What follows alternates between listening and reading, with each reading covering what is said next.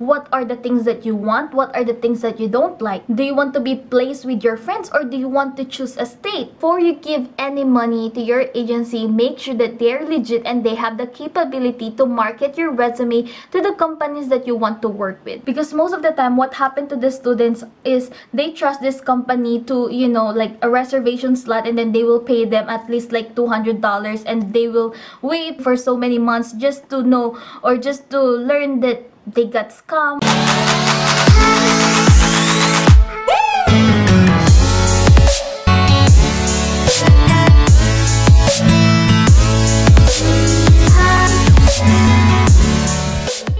Hola amigas! Welcome back to my channel, the #1 place for J1 visa and American culture.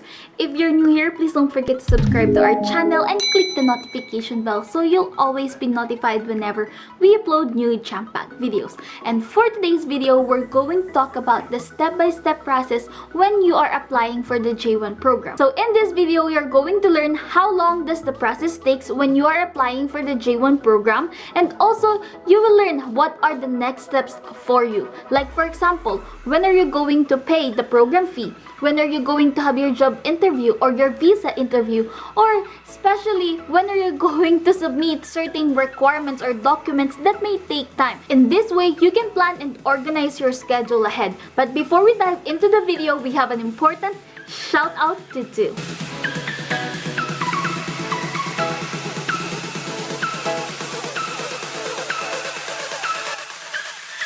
Now, if you want to be featured in the next video, well, all you have to do is like this video and leave a comment down below, or take a screenshot of this video and post it in your Instagram story. But don't forget to tag me at riaworldwide.co so I can see your post. Now, let's dive into the video. So for the business internship step-by-step process, it can be a little different from the hospitality internship process. Why? Because you are the one who will look for your host company. Now, there's a lot of pros and cons on this. So for business internship, either you submit your application first and look for the host company, or you look for your host company first, then submit your application to the agency. Now, the advantage of you looking for your host company on your own is that first, you don't have to pay extra fee for looking for the company or the state that you want to work with. Now, you have the freedom to choose anywhere from anywhere here around the United States, or any company that you want to work with, as long as you are qualified in the qualifications that they are looking for. And the good thing about the business internship, since you are the one who will look for your host company, your program fee is also a lot cheaper than the hospitality internship. Now, looking for a host company can be challenging. That's why on our website we have tons of recommendation on where you can look at or where you can find the host company that is suitable for your needs. So again, for the business internship, the first and second step can be either you submit your application first, then find the host company, or you find the host company first, then submit your application. So once you find a suitable company that is, qualified for your needs, and you are qualified for their needs, now you will have to submit all of the information of the company to the agency, and the agency will do everything for you after that step. They will now look at the company if they are capable of giving you a training, if they are capable, or if they are legit company, so you will not have a bad experience when you go here in the United States. So that is the job of your agency, to see if the company is legit and safe for you also. So once the agency confirmed that you are qualified to what the host company is looking for, and the host company is qualified for the things that they are looking for, they will now set you up for a Skype interview with the program coordinator. So the next step is Skype interview. For the Skype interview, you will be interviewed by a program coordinator of the agency. Now, on this part, I love calling it business deal interview. Why? Because on this part, you should position yourself like an investor. You are investing in yourself to have a training in the United States, which you will have to pay a lot of money. So you want to make the most out of it, or you want to make the most out of your program, or you want it to be super successful, right? Because you are giving them a lot of money. So in this way, you should be clear with your goals. What are the things that you want? What are the things that you don't like? Do you want to be placed with your friends, or do you want to choose a state?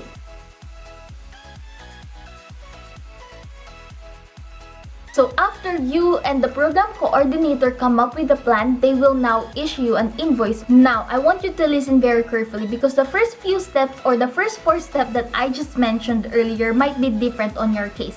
Why? Because all of the agencies have different processing and different way to process your papers. So the first few steps might be first like orientation, second is you have to pay them, third is submitting your application, and then fourth is I don't know, like paying again something. So just a quick tip guys, when you are paying them money in front or upfront, you need to be careful or you need to know if they are legit or not, because most of the time what happened to the students is they trust this company to like a reservation slot, and then they will pay them at least like $200, and they will wait for so many months just to know or just to learn that they got scammed. Before you give any money to your agency, make sure that they're legit and they have the capability to market your resume to the companies that you want to work with.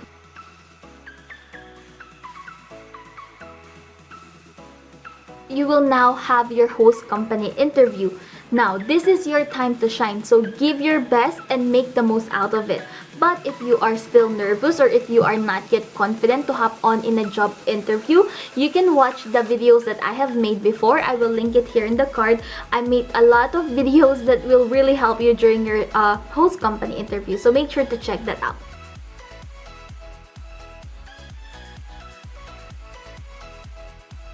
So after you pass your job interview, after that they will issue you an invoice and you will now have to pay your program fee.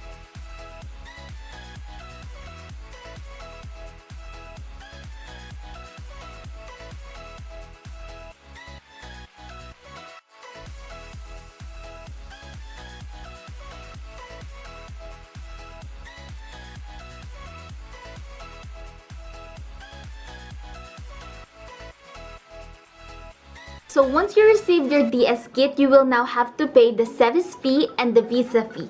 Now, after paying that stuff, and once you're done with that step, you can now proceed to the next step, which is booking your visa appointment.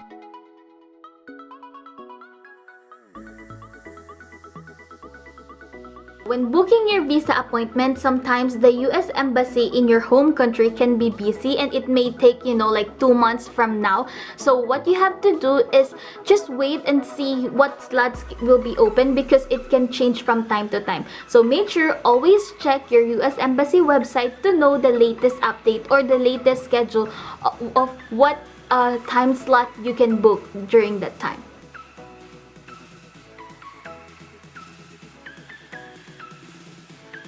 So the 12th step will be attending your US visa interview in the US Embassy in your home country. Now, if you are not confident to hop on in the US visa interview, I also made a lot of videos and a playlist where you can watch and study and learn and get tips from the videos that I made before. I will link it here in the card. But if you watch all of the videos and you still, if you think that you still need help, then you can message me and book an appointment with me so I can help you with your US visa interview.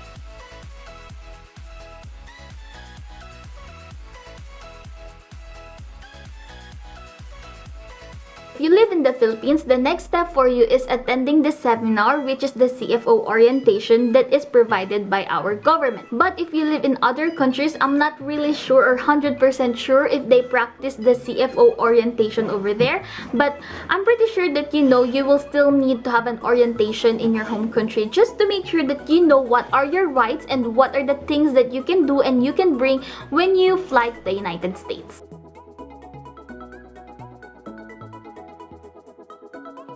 And the last step for you will be booking your flights, and once you book that, you are now ready to go here in the United States, and I'll see you soon.